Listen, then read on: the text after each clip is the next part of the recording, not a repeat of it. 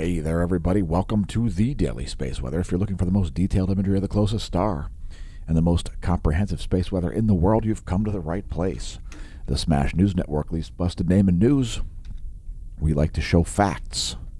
We like to avoid fear, nonsense, and propaganda. And cover Earth and space weather. So here we go. Largest flare of the past 24 hours just happened recently. It did cause a coronal mass ejection. Earth-directed coronal mass ejection also recently occurred. We'll get into it. Let's look at some more imagery of the sun here. Here is the SDO intensitygram. Quite a few sunspots there in the north. Most of the activity in the eastern portion. Here's your colorized magnetogram. New likely sunspot region rising right here. A couple unnamed regions. Let's add 171 angstroms to that. So a new active region rising right here. A new sunspot just rose yesterday down here. That needs a name, I think. We'll get into the details of that here momentarily.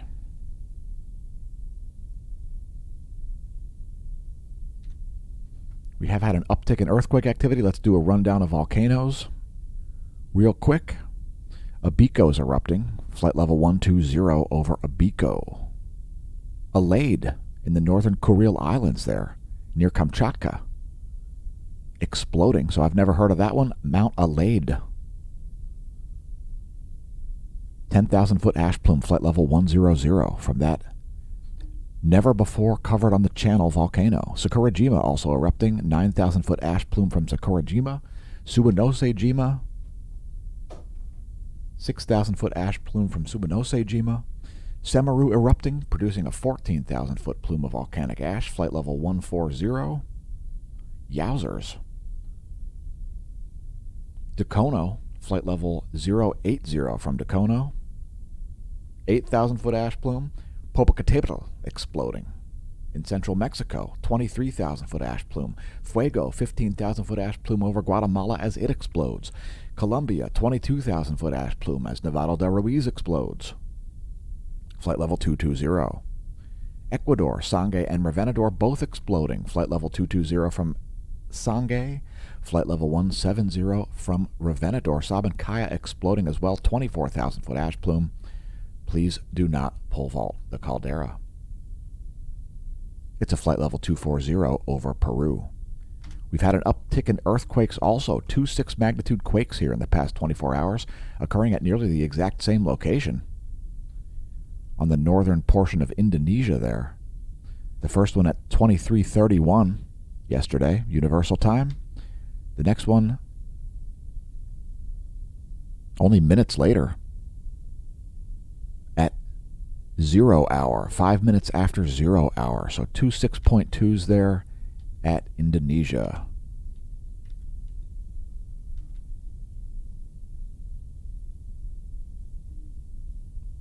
So a swarm of quakes in the Caribbean there. Also a 5.1 at near Ascension Island. 5.2 at Papua New Guinea. So that was interesting. There was a foreshock there. Or you could say it's an aftershock at the Indonesian area. Because there was a 6.2 and then a 5.9 and then another 6.2 right in the same location. So leave us a comment. Let us know if you think that was a foreshock, aftershock, or both.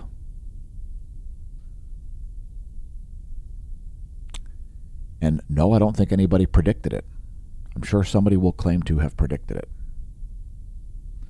And let's get back to space. The 10.7 centimeter radial flux is at 126 solar flux units.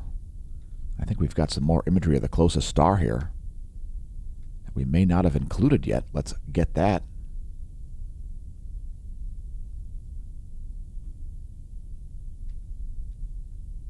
We wouldn't want you to miss out on any imagery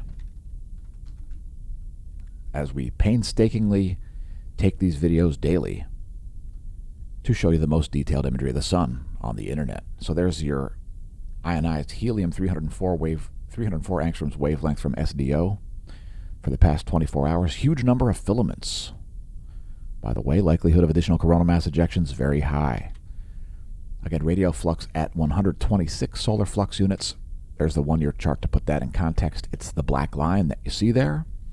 The red line below it is the sunspot number, and perhaps you can see how proportional those indeed are. Space Weather Enthusiast dashboard forecasting some boring times here, although we are expecting a CME strike late in the day on the 12th. So sometime around this time frame, hey, what's going on? Come on then. Sometime around this time frame, expecting a minor CME strike. There's some diffuse ejecta headed Earth's way from a coronal mass ejection we observed yesterday. We'll tell you all about it later. As far as the earthly geospace goes, it's calming down here. It's trying to reach static equilibrium following a lengthy coronal hole high-speed stream.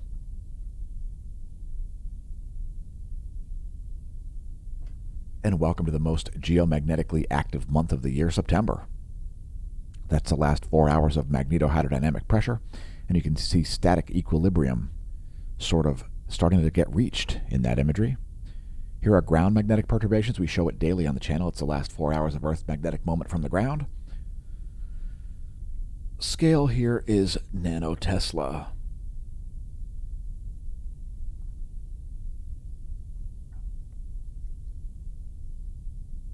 So a slow subsiding of that high-speed coronal hole wind stream there.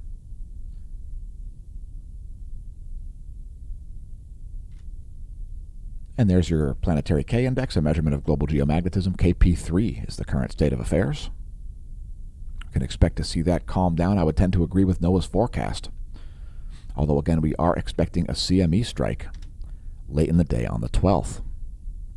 Here's your real-time solar wind data. Recently saw a little uptick here in the solar wind speed. Current conditions are about 450 kilometers per second. Solar wind density about 4.3 protons per cubic centimeter. Next, looking at magnetic data. There are the GOES magnetometers. And not too surprising that they've had to maneuver a little bit. Those arc jet moments, those are the satellites using their thrusters to maintain their geosynchronous near equatorial orbits. Those are shown because those thrusters create plasma, which can affect the magnetometer. So that's your magnetic data. And we hope we've been attracting you to Twitter. If you're not on Twitter, get an account. Twitter.com/smashomash is where we're located. If you want to see the auroral imagery that we share regularly, follow us over on Twitter. Thanks to everybody who has. It's almost tolerable over on Twitter. I can barely stomach Facebook for 5 seconds. We've also been doing lengthy streams on Twitch. Twitch.tv/smashomash is our most common live streaming channel, although we do stream occasionally live to YouTube also. If you're only watching on BitChute, go install the Twitch app. Thanks to everybody who follows on Twitch. Next, you're invited to visit our homepage at smashomash.com and welcome to the Neo-Renaissance. We had to create our own website because of pathetic censorship on Facebook. Back in 2018, a crack YouTube unit was sent to social media prison for a crime we didn't commit. We promptly escaped. A maximum security social media stockade to the internet underground where we survive as producers of fortune. If you have a problem, if no one else can help, and if you can find the content, maybe you can hire the Smash team.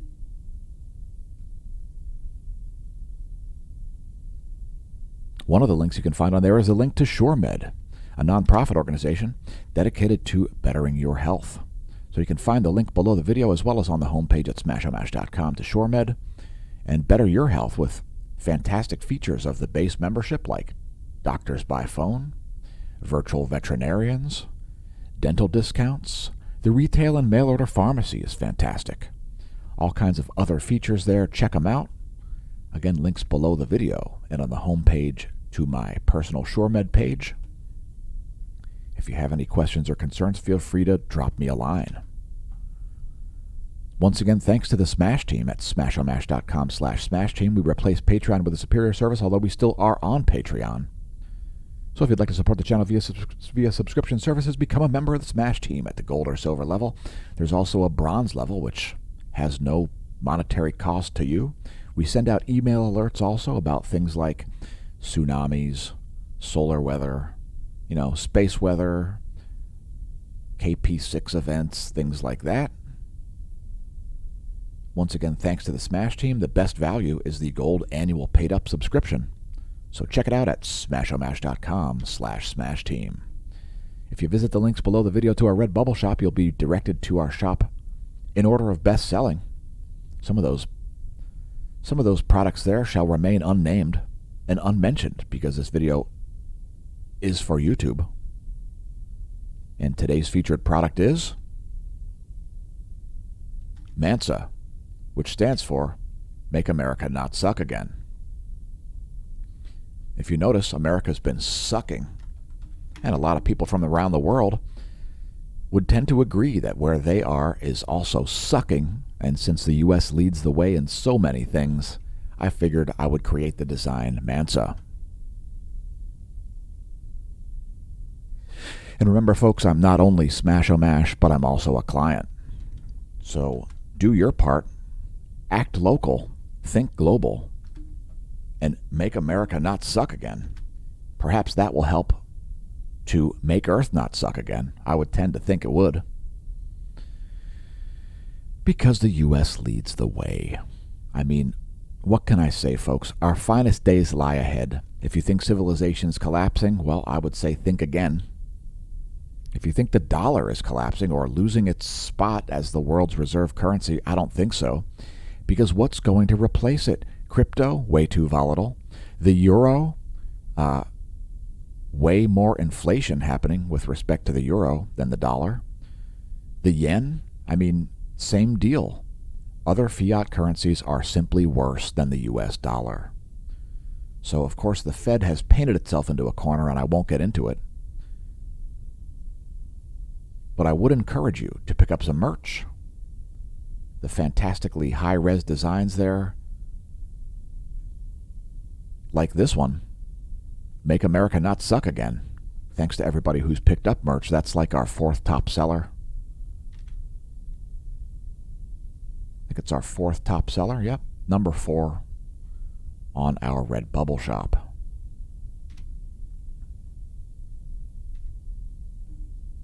Lastly, press like and subscribe if you enjoy the content on YouTube. Keep in mind that we're paid just this side of nothing to put up the videos, so check out our playlists also. We're barely monetized with 2.5K subs. And we've stagnated at various different levels here for some reason, even though space weather seems quite popular. I can't figure it out. YouTube attempts to gaslight us about the length of the videos and all kinds of other nonsense, suggesting that they actually do promote the content. Press like, press subscribe, press share. The censorship is pathetic on big tech platforms, which is why we need your help to put the videos out there. And thanks to everybody who's left comments and so on. Thanks to all of our new viewers for putting up with the pathetic censorship on the platform. We are also on BitChute, and BitChute viewers, if you're viewing only on BitChute, make sure you go subscribe on YouTube. You're missing out on all kinds of videos in our playlists. And let's get back to the magnetic data. So here's the heliospheric current sheet. And Earth has just entered a South Pole current sheet, as we forecasted yesterday. Not too hard to forecast with this great data here, the top view ecliptic plane field plot. And keep an eye on this North Pole coronal hole here. It is really taking its time migrating. And let's take a look at the line of sight field plot. Here you go. Let's bring up the latest data there, which has timed out because reasons.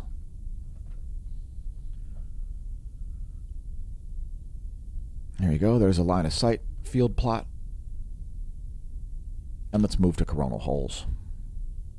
So coronal holes are super important in the evolution of a solar cycle. And the south solar polar field is sort of ahead of the north one in that it has left the south heliographic polar region entirely.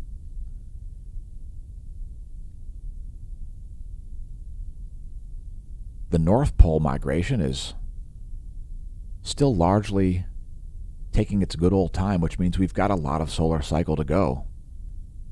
Believe me, folks, this solar cycle has barely even begun. Lots more exciting stuff to come throughout solar cycle 25. So here's the viewpoint from the SDO. You can see these coronal holes getting more well-defined as forecast. They are now South Pole oriented coronal holes here rotating in.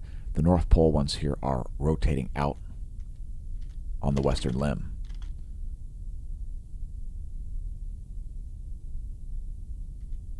These ones down here are still North Pole oriented. The rest of these are South Pole coronal holes.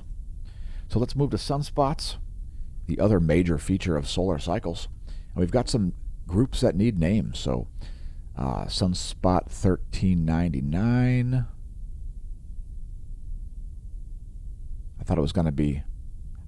I'm sorry, not 1399, sunspot 3099 and sunspot 3100. I thought it was going to be this one. I'm not sure. Anyway, there are some sunspots that need names. Let's just leave it at that.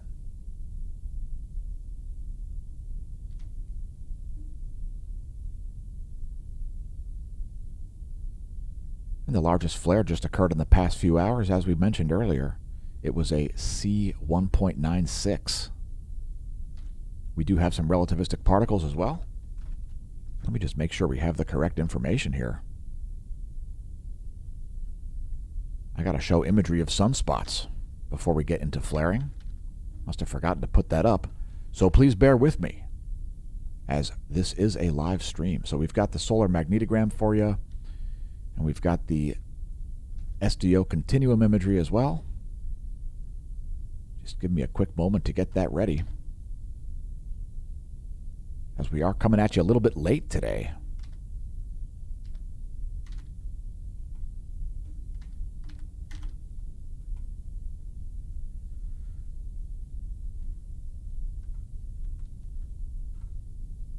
And there's the SDO magnetogram. So sunspots have remained mostly stable here. And the majority of the activity coming from sunspots not even risen yet. So here's your zoom in of the SDO magnetogram.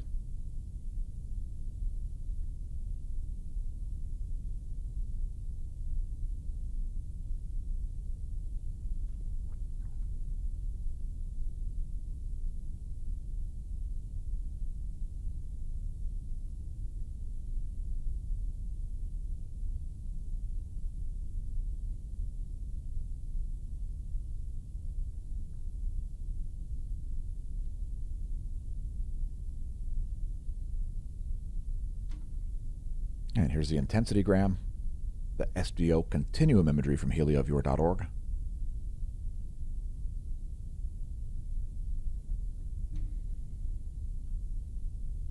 The likelihood of solar flares is kind of high. These sunspots have been underperforming a bit. There you can see the flare profile over the past 3 days. There have been some relativistic particles showing up here, so a little bit of a rise there in the proton flux. Is it causing any polar radio blackouts? Well, let's take a look. If it's affecting the D region of the ionosphere at all.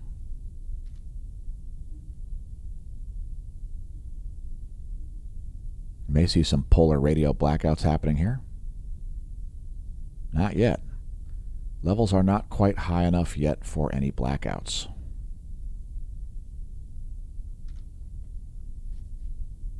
Here's the 94 angstroms wavelength to show solar flares. And again, the largest flare of the past 24 came from an area behind the southeastern limb.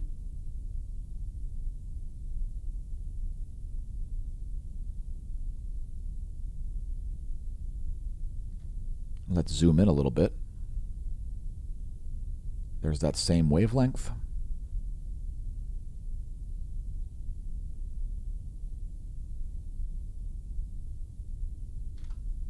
And let's get even closer.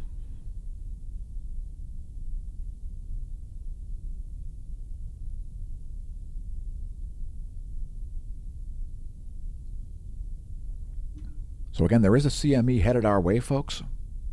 You can expect that to arrive late in the day on the 12th. It should be a minor impact. And This solar flare actually produced a coronal mass ejection as well. Too early to check the trajectory on that. We may have to update you later. But let's move on in the meantime to a star chart. So the sun's just risen here over Lehigh Valley, Pennsylvania. That's what's going on overhead. Jupiter is setting. Mars is high in the sky, and Venus just ahead of the sun there. Here's your solar system forecast. This is where things are now. There's where things will be in a week.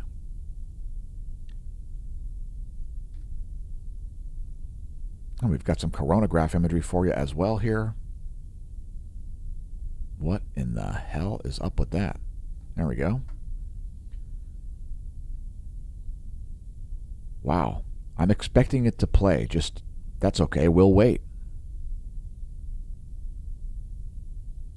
So these are yesterday's images. There must be some missing data there. I don't know. Here's today's images. Looks like some missing data there. And let's move to stereo A, as stereo A is back. So this helped us forecast the coronal mass ejection. By the way, that's Venus in the stereo A imagery. You can see that there is some ejecta here. We paused the Soho-Lascaux C3, and you can see Earth would be off in this line. And so when we look at the SOHO, we do see a halo-like CME happening. So that indicates that some of that ejecta is likely headed our way, as it is not on the opposite side of the sun. So some of that ejecta likely headed toward Earth, in my opinion.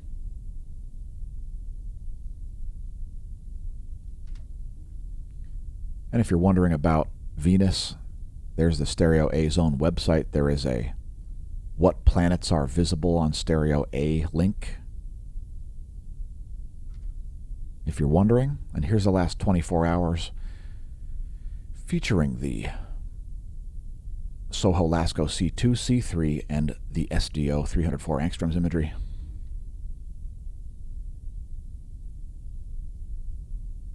And we'll zoom in a little bit.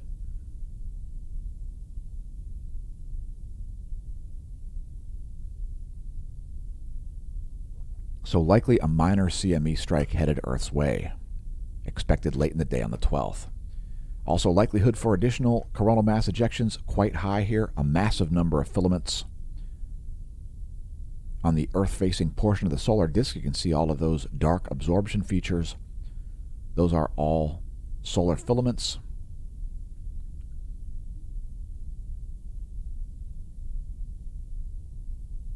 Remember, folks, we don't need sunspots or solar flares to have coronal mass ejections. That's the ground-based solar observatory from El Teide, Spain. Next, the NASA GOES 16 SUVI.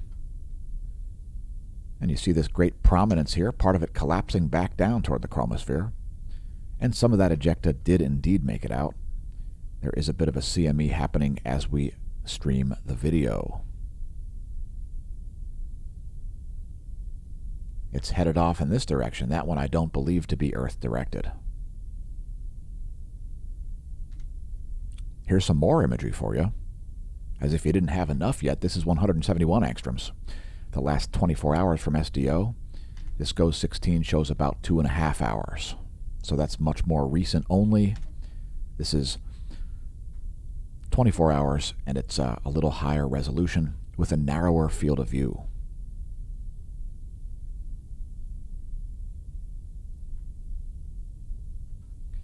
And let's go to bonus features. As we still have some major satellite charging hazards. Although the electron storm is subsiding also. So here you can see some significant satellite charging hazards here. Internal charging over large portions of the Western Pacific, around Australia, the Indian Ocean, Africa, and even the Eastern Atlantic. So major charging hazards there. Also significant surface charging hazards over the Central Pacific, Central Eastern Pacific. Don't be surprised to see satellite anomalies continuing today. You may see things like missing data if you're looking at weather satellites. Here's a GOES electron flux, and it did reach about 11 times warning levels here. around this time. Not quite as high as it was, where it was about 22 times warning levels. That's the last 3 days measured by the GO 16 and GO 17. Here is the forecast. NOAA expecting a decrease in the electron flux, and I would tend to agree with that. Giving those satellites a little bit of a rest.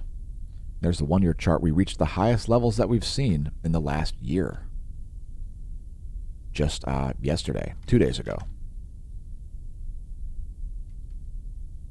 That's the 1-year chart of the relativistic electrons, the greater than 2 mega electron volt electron flux from Solon.info. Solon.info. And here's your diagram of the F ionosphere layer. We show this to show you things like the penetration of electromagnetic radiation. For example, folks, there's a reason why we have spacecraft to measure X-rays. It's because they can't be measured from the surface. They're filtered out by the time they reach the stratosphere by the mesosphere layer. And here is your imagery of the F ionosphere layer, which has also timed out. There's the renewed.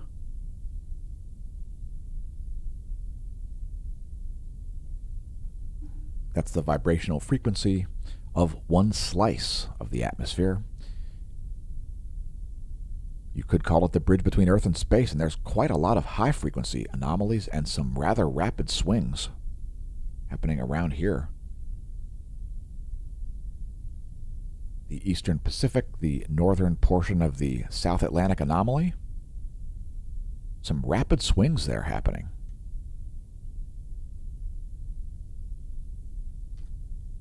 And here you'll be able to see it switching from low to high-frequency anomaly quite quickly.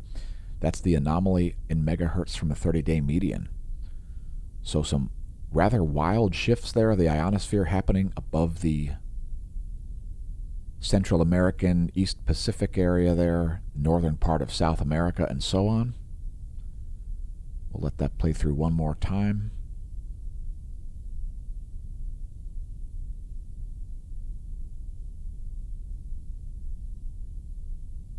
And here's your latest image. That's 11:15 Universal Time. High-frequency anomalies here. And that one there centered right over the South Atlantic anomaly, which is over the South American continent nowadays. We'll also show you the total electron content forecast, which is the free electrons all the way from the inner portion of the outer Van Allen belt down to your handset. It's about 12,500 miles worth of free electrons, and they're fairly orderly here, I think.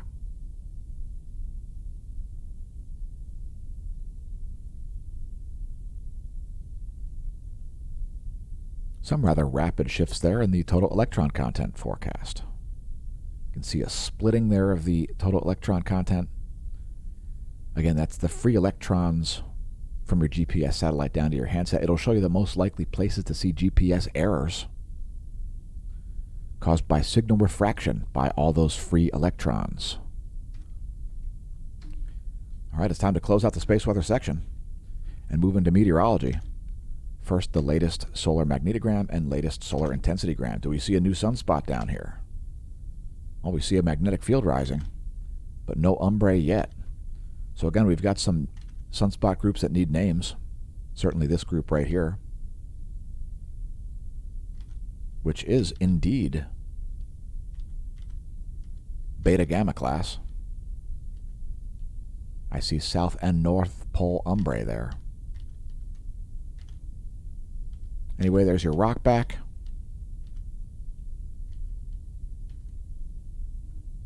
And we'll bring up one more series of images here. Let's refresh that.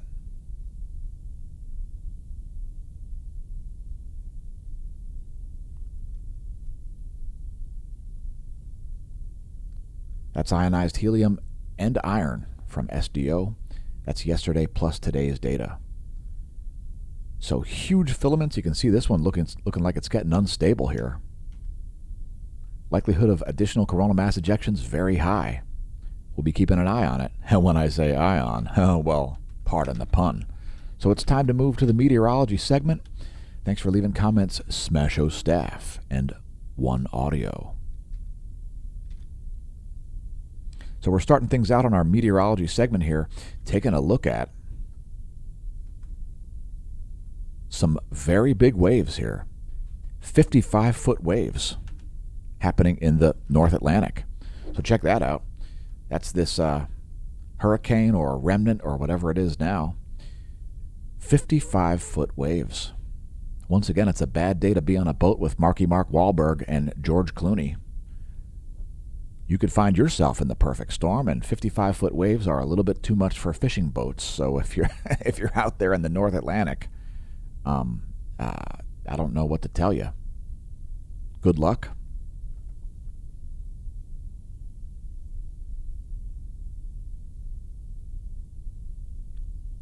And some big waves there south of Australia as well. And let's move to the surface winds. These are the surface winds, like sands through the hourglass of time of the eastern world's lives. Strong low here. Northeast of the Philippines. Here are the jet streams of this side of the world. Concentrated jet stream there over the center of Australia. Here are the jet streams of the Americas, the Western world. Huge kinks in the jet stream there over the U.S., pulling cold air down south all the way down to Cancun, down to the Yucatan Peninsula, really. And it's quite cool in Pennsylvania this morning. These are the surface winds. And this system here, dumping rain on San Diego, now moving out to sea as forecast. Here are the surface winds of the central world. And last but not least, the jet streams. Jet streams blowing backwards once again here over the northern Indian Ocean and the eastern Atlantic.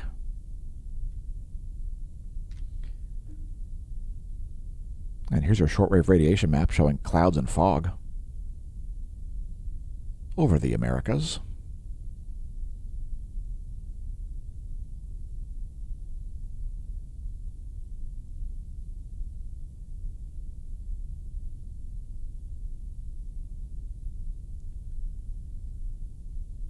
And let's move to some forecasts. So here's your weather.gov map, and it looks like we've got some frost advisories there, some frost advisories in North Dakota and western Montana, coastal flood watches there around New Jersey, and some flood watches here around the southwestern portion of the country. Also southern Alaska there, seeing some flood watches, and that right there is a freeze warning for western Wyoming. Next, we've got your GFS 72-hour pressure and precipitation forecast. We are expecting a strong low to create some severe weather here in places like northern Illinois. Strong low developing here in the central Mississippi Valley in the next day or two. Again, that's your 72-hour pressure and precipitation forecast based on the GFS model. We'll also show temperature anomaly since it's going to get very, very cold in western Wyoming. And then get very hot once again. Also some very cold temperatures there in large portions of the central U.S. and some very hot temperatures in the northwest. That's your 72-hour temperature anomaly forecast in degrees Celsius.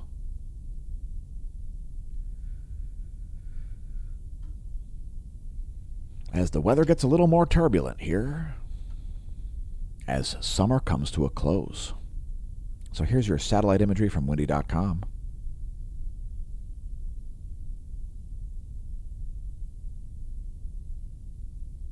As the sun rises over the eastern